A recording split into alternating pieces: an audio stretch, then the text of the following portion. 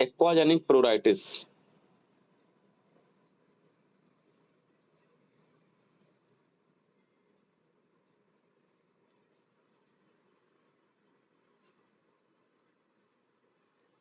एक्वाजेनिक प्लूराइटस ऐसे लिखिए, एक्वाजेनिक प्लूराइटस।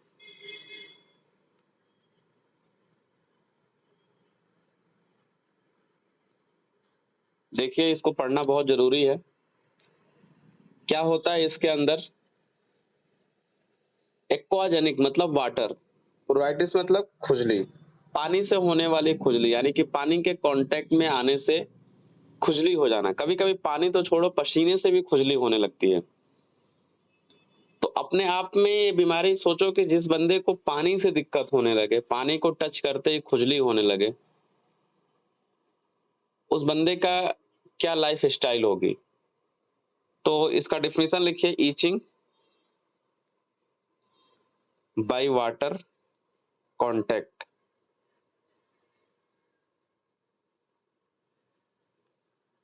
Even sweating,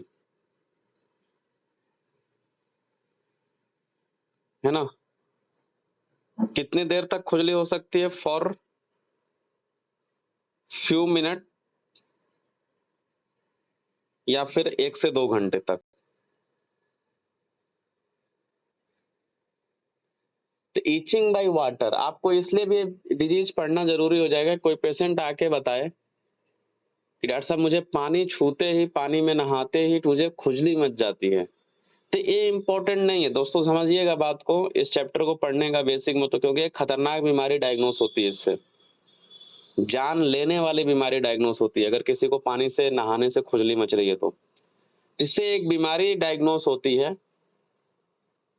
तो उस बीमारी की डायग्नोसिस होती ही इसी से है कि आपको भाई एक्वाजेनिक प्लूराइटिस है, तो आपको ये बीमारी है, जरा जांच करा लीजिए, देखिए कहीं ये बीमारी तो नहीं है आपको। अभी हम आगे बताएंगे। तो एक्वाजेनिक प्लूराइटिस से कोई दिक्कत नहीं है, ठीक है, पानी से खुजली मच रही है, लेकिन क्यों मच रही है इसके पीछे जो साइंटिस्टों ने पता लगाया है वो अपने आप में खतरनाक है। यानी हम शुरू कर रहे हैं डर्मा से, चले जाएंगे डीप पैथोलॉजी की तरफ। हालांकि वो डिजीज हम लोग पढ़ेंगे जब हम लोग पीएम पढ़ेंगे, तब पीएम में जब हिमेटोलॉजी यानी कि खून की बीमारी है पढ़ेंगे, तब हम लोग वहां पे उस चीज के जिक्र करेंगे, लेकिन थोड़ा सा जिक्र यहाँ पर भी करेंगे। खैर उस पे आएंगे हम लोग। कॉज देखिए क्यों ऐसा होता है, कारण। कारण में इसका सबसे इंपॉर्टेंट कारण है, जब कुछ न समझ में आए तो इटियोलॉजी बता दो कि इडियोपैथिक है। इसका एग्जैक्ट कॉज नहीं पता कि क्यों होता है, एग्जैक्ट कॉज अननोन। कुछ लोग बोलते हैं फैमिली हिस्ट्री की वजह से होता है,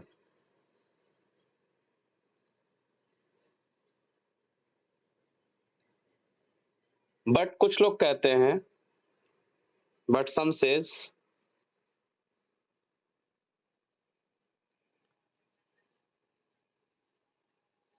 कि नहीं भैया ऐसा नहीं है।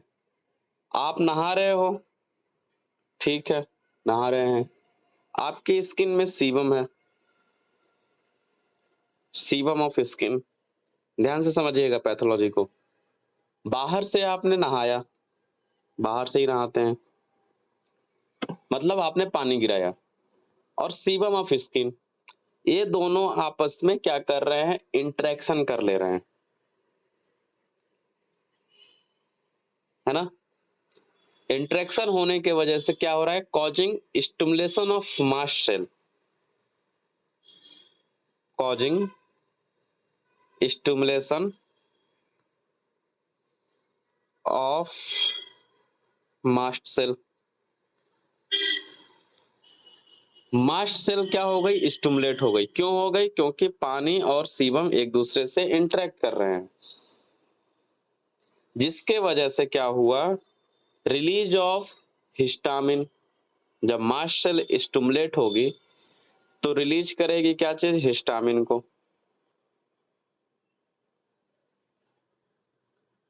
हिस्टामिन अगर रिलीज होगी तो क्या करेगी, लोकल नर्व को स्टिमुलेट कर देगी, विच स्टिमुलेट लोकल नर्व, जिसके वजह से अगर लोकल नर्व स्टिमुलेट होगी तो बंदे को क्या होगा, कॉजिंग ईचिंग। स्पीड तेज हो रही है क्या, कॉजिंग ईचिंग। फिर से देख लीजिए एक बार।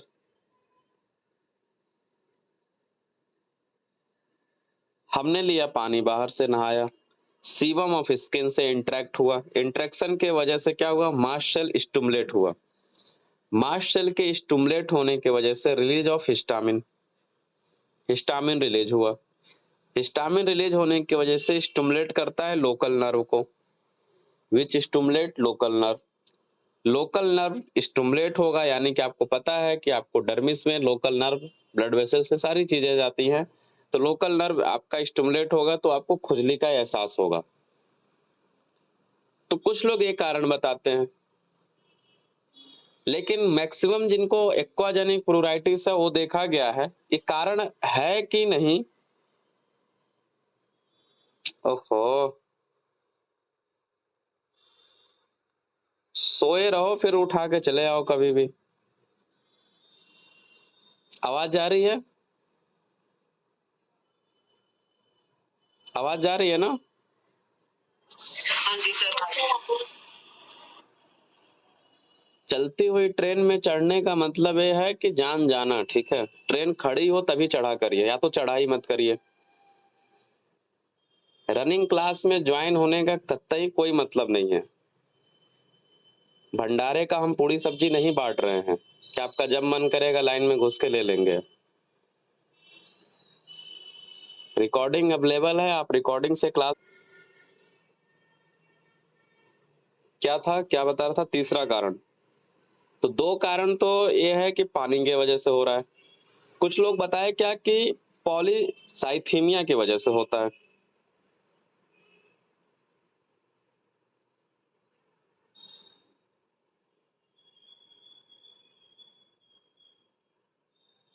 पॉलीसाइथीमिया का मतलब होता है कि आरबीसी का नंबर बढ़ जाना इन ब्लड, ठीक है। ब्लड में आरबीसी का नंबर बढ़ जाना, पॉलीसाइथीमिया। तो कभी कभी क्या होता है कि ये बीमारी, पॉलीसाइथीमिया अपने आप में खतरनाक बीमारी है। आप कहोगे कि आरबीसी का नंबर बढ़ जाएगा तो खतरनाक कैसे, अच्छी बात है, खून हमारा और अच्छा होगा, आरबीसी ज्यादा है, हीमोग्लोबिन ज्यादा हो जाएगा।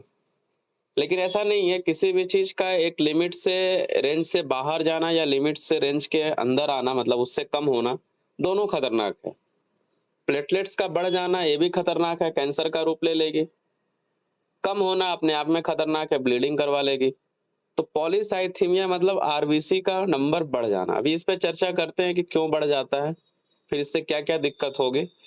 लेकिन अगर किसी को एक्वाजेनिक प्लूराइटिस है तो डॉक्टर ये मान के चलता है कि आपके शरीर में आरबीसी का नंबर बढ़ रहा है या बढ़ा होगा। तो एक्चुअल में एक्वाजेनिक प्लूराइटिस से हम लोग पॉलीसाइथीमिया को डायग्नोस कर लेते हैं। ध्यान से समझिएगा मैं क्या कहना चाह रहा हूँ। एक्वाजेनिक प्लूराइटिस, डॉक्टर साहब देखिए मैं पता नहीं क्या हो रहा है आजकल, पिछले 15 दिनों से 20 दिनों से जब भी नहा रहे हैं या फिर पानी छू रहे हैं उसके बाद से बहुत ज्यादा खुजली हो रहा है। पहले हमने सिट्रजिन वगैरह लेके खाया, सोचे आराम मिल जाएगा, लेकिन नहीं मिला। देखिए कुछ हो तो नहीं ना रहा है। तो आपने अगर चैप्टर पढ़ा हो तो आप तुरंत पकड़ लोगे। आप बोलोगे सिट्रजिन मत खाना, हम एक जांच लिख रहे हैं, एटलीस्ट सीबीसी का जांच लिखोगे आरबीसी डिटेक्ट करने के लिए, जांच लिख रहे हैं, जरा जांच करवा लीजिए आप। तो पॉलीसाइथीमिया मतलब यही हो गया कि increase the RBC in blood, है ना। इसका ट्रीटमेंट यही है। अभी हम आते हैं पॉलीसाइथीमिया पे। अगर आपको एक्वाजेनिक प्लूराइटिस है तो आपको स्टिमुलस को अवॉइड करिए, अवॉइडेंस ऑफ स्टिमुलस।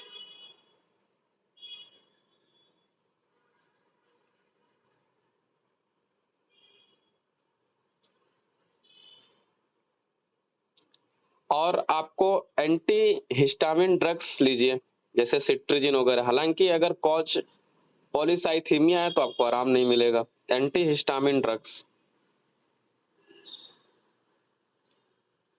क्योंकि यहाँ पे अभी हमने देखा कि ऊपर वाले में जब पानी और सीबम से इंटरेक्शन हो रहा था, उसमें हिस्टामिन ही रिलीज हो रहा है। और हिस्टामिन क्यों रिलीज हो रहा है? क्योंकि मास्ट सेल स्टिमुलेट कर रहा है। तो कैसे हो सकता है? एंटी हिस्टामिन ड्रग्स देने मतलब से इसमें पानी से कब तक बचेंगे? बता रहे हैं पानी से कब तक बचेंगे। कॉज को ठीक करिए। अगर आपको लग रहा है कि पॉलीसाइथीमिया है तो आप उसको ठीक करिए, ठीक है। अदरवाइज आप अगर ये नहीं है, पॉलीसाइथीमिया नहीं है, तो एग्जैक्ट कॉज तो इसका वैसे भी नहीं पता है कि कहाँ से हो रहा है। इसका तरीका यही है कि आपको ठंडे पानी से जो है आराम मिलता है। अभी हम उस पर चर्चा करेंगे क्या करना है। एंटी हिस्टामिन ड्रग्स लीजिए, जैसे कि सिट्रिजिन वगैरह। कभी कभी इतना भयंकर रूप ले लेता है कि हाइव्स बन जाते, चकत्ते बन जाते हैं, हाइव्स फॉर्मेशन। तो हाइव्स अर्टिकेरिया इसको बोला जाता है, अर्टिकेरिया का रूप ले लेता है। तो पेशेंट को क्या होने लगता है, जैसे ही पानी देखता है, पानी से खुजली होने लगती है जब उसको, तो पानी से इसको डर, एक्वाडाइनिया होने लगता है, पानी से डर लगने लगता है पेशेंट को कि साहब पानी जब भी नहाएंगे तो हमें खुजली होने लगेगा, ठीक है। तो इसलिए जो है पेशेंट को बताया गया कि आप एंटी हिस्टामिन ड्रग्स तो लीजिए। दूसरा जो है बताया गया है कि आप कूल वाटर से नहाइए, ठंडे वाटर से। ऐसा देखा गया कि एकदम ठंडे पानी से नहाने से, नॉर्मल जैसे पानी जो नलके से या मोटर से निकल के आता है, उससे थोड़ा सा कम टेम्परेचर का पानी नहाने से लोगों को नहीं दिक्कत होती है ज्यादा। बाकी अगर आपको पॉलीसाइथीमिया है तो आपको उसको ठीक करना होगा। तो मोस्ट ऑफ द पेशेंट को ये देखा गया है कि एग्जैक्ट कॉज अननोन है, लेकिन हाँ उनकी आरबीसी बढ़ी हुई है, क्योंकि ये टेंडेंसी आ गई है। तो आरबीसी बढ़ना अपने आप में थ्रेटेंड ऑफ लाइफ है, खतरनाक है, जान जा सकती है। तो आरबीसी के बढ़ने की वजह से क्या हो रहा है, खुजली मच रही है। लेकिन इसके पीछे रिलेशन क्या है, कैसा क्यों हो रहा है, आरबीसी बढ़ गई है, खुजली क्यों हो रहा है, आइए देखते हैं जरा एग्जैक्ट कॉज क्या है। अगर पेशेंट के पास पॉलीसाइथीमिया है, थोड़ा सा इस पे हम लोग चर्चा करते हैं।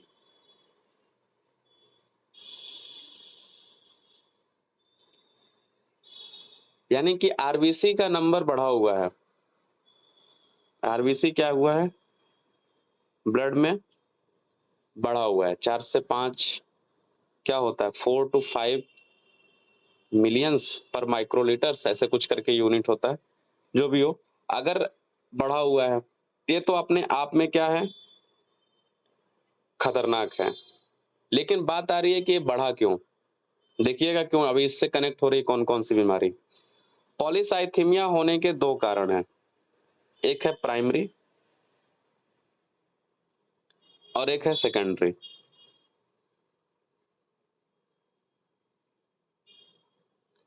ठीक है, प्राइमरी वाले लोगों को क्या होता है, 50 साल के कम उम्र वाले लोगों के बेसिकली ये होता है क्या इसमें देखिए, जो बोन मैरो है, जैसे मान लीजिए बोन मैरो है, बोन मैरो का जो स्टेम सेल्स है, आपको पता है कि इसमें इरेथ्रोब्लास्ट है।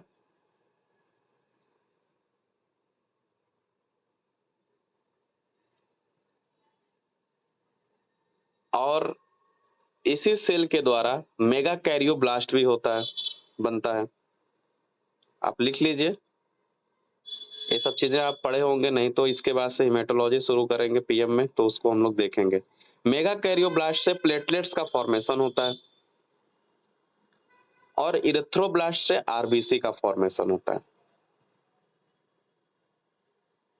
जो आरबीसी के बनाने के लिए जो जीन जिम्मेदार है, यानी इरेथ्रोब्लास्ट से आरबीसी, यानी इसके फॉर्मेशन में जो जीन जिम्मेदार है, उस जीन का नाम है जैक2 जीन।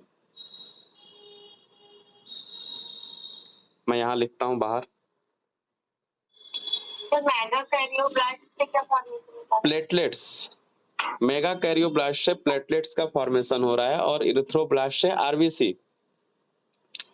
तो जो जैक2 जीन है, ये फिर से जिक्र होगा हेमेटोलॉजी में, जैक2 जो जीन है, ये जो है बनाता है JAK2 प्रोटीन।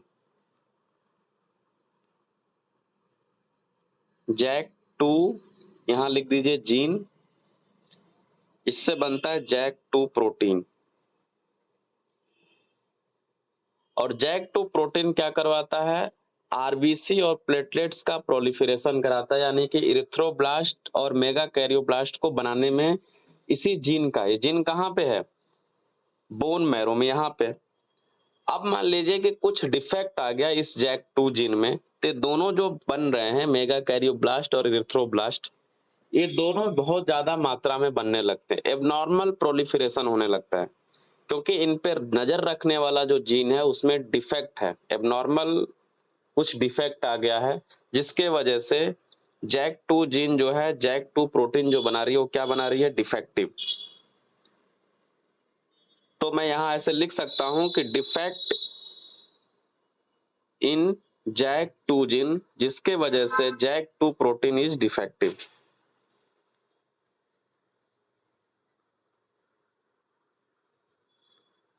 है ना। अब JAK2 प्रोटीन अगर डिफेक्टिव है, जिसके वजह से क्या होगा? एबनॉर्मल प्रोलिफरेशन हो जाने लगेगा, किसका? आरबीसी और प्लेटलेट्स का। एबनॉर्मल प्रोलिफरेशन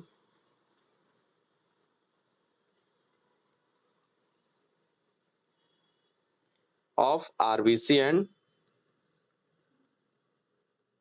प्लेटलेट्स का।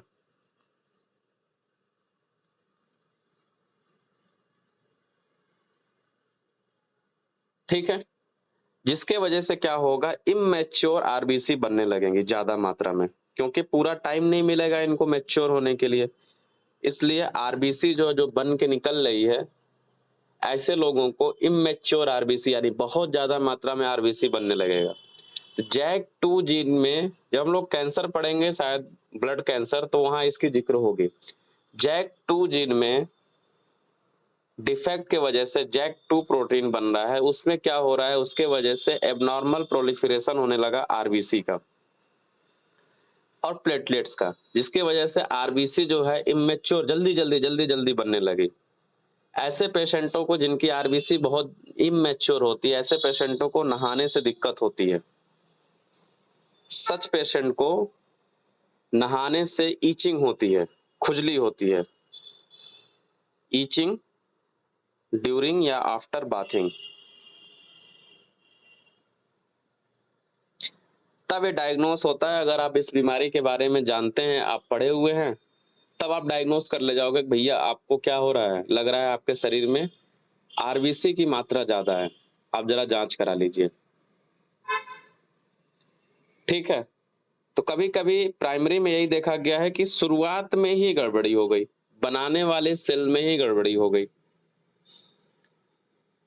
सेकेंडरी में क्या होता है, ध्यान दीजिएगा जरा।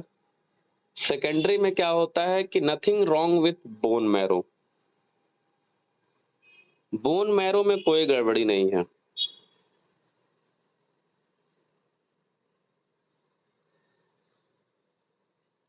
है ना। बोन मैरो में कोई गड़बड़ी नहीं है, पहला कारण। गड़बड़ी कहाँ है? बट इन किडनी, आपको पता है कि किडनी भी इरिथ्रोपोइटिन हार्मोन रिलीज करती है। ये इरिथ्रोपोइटिस आरबीसी के बनने में हेल्प होता है। आपको ये इरिथ्रोपोइटिन, ईपीओ आप पढ़ के आए होंगे। इरिथ्रोपोइटिन जब ज्यादा मात्रा में किडनी निकालेगी, तो ये बोन मैरो पे जाके जो है आरबीसी का फॉर्मेशन तेजी से करवा देता है, ये हार्मोन से। ठीक है, तो nothing wrong with bone marrow, bone marrow में कोई गड़बड़ी नहीं है, लेकिन किडनी में रीनल सेल कार्सिनोमा है, यानी कि किडनी का कैंसर हो गया। अगर किडनी में कैंसर हो गया, रीनल सेल कार्सिनोमा हो गया, तो बहुत ज्यादा मात्रा में ये इरिथ्रोपोइटिन को रिलीज करेगा, और ये इरिथ्रोपोइटिन ब्लड से घूमते हुए बोन मैरो पे आएगी, बोलेगी बनाओ बनाओ, हमको सूचना लेके आए। क्या लेके आए हो? कि आरबीसी बनाओ। जिनको ये बात समझ में आ रहा, अच्छी बात है। ना समझ में आ रहा, थोड़ा सा आप जोर दीजिए कि रीनल सेल इरिथ्रोपोइटिन रिलीज करती है, और ये इरिथ्रोपोइटिन क्या करता है? बोन मैरो पे जाके आरबीसी यानी कि ब्लड कंपोनेंट को प्रोलिफरेट कराने में हेल्प करता है। तो अगर किसी को कैंसर है तो इरिथ्रोपोइटिन बियॉन्ड द लेवल, जितनी जरूरत है उससे ज्यादा रिलीज होने लगेगी। हिपैटोसेलुलर कार्सिनोमा, इसमें भी सेम कंडीशन है। हिपैटो सेलुलर कार्सिनोमा एक और बीमारी है, ये सब बीमारी आगे पढ़ना है। सेरिब्रल हिमेंजियोमा, सब देख रहे हो कैंसर ही है। ये तीनों बीमारी यानी कि renal cell carcinoma, hepatocellular carcinoma और सेरिब्रल हिमेंजियोमा, इन तीनों कंडीशन में इरिथ्रोपोइटिन्स की मात्रा क्या होती है, बढ़ जाती है